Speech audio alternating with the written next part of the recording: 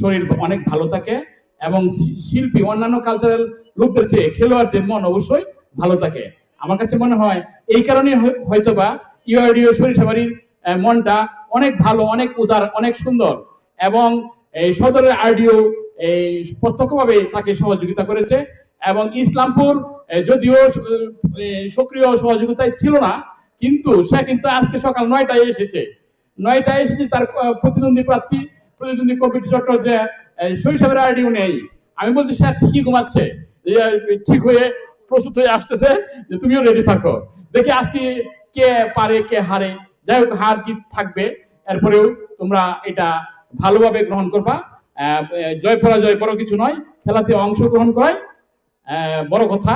যদিও কবি বলেন, খেলার শেষে যখন দেখি তুমি গেছো হেরে, তখন যেন বিজয় আমার বিনয় হয়ে ফেরে। তোমরা সবাই যে হার জিত থাকবে, খেলাটা আন্তরিকভাবে, শতভাগ আন্তরিকভাবে খেলতে হবে। আর ভুল ত্রুটি হলে আমাদের সদরে আরডিও আছে, আরডিও মেলান্ধ আছে, আমাদের যারা ওই অন্যান্য যারা সদর মিলান্ধর ইউপিও আছেন, আমাদের সহকারী পল্লী উন্নয়ন কর্মকর্তা বৃন্দ আছেন, আমাদের অপ্রধান শস্যের কর্মকর্তা বৃন্দ আছেন, আমাদের দেওয়ানগঞ্জের আরডিও আছেন, আমাদের মাদারগঞ্জের আরডিও আছেন এবং আমাদের young energetic junior officer Afzal আছেন। আর জিয়াউল কি খেলবে না? হ্যাঁ, ঠিক আছে। বিশেষ করে আফজাল এবং আমাদের জেলা দপ্তরের আফজাল, আর কাকে দিব? হ্যাঁ, আম্পায়ার যেটা, হ্যাঁ, আফজাল আর ওই সদরের এই অপ্রধান বিশেষজ্ঞ দুইজন, হ্যাঁ, আরেকজন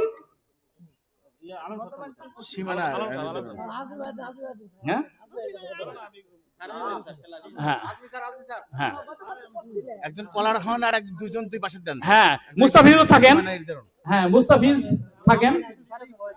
ইসলামপুরের তিনজন হয়ে গেছে, থাকুন তো না, হ্যাঁ ইসলামপুরের লোক থাকুন তো না, ইসলামপুর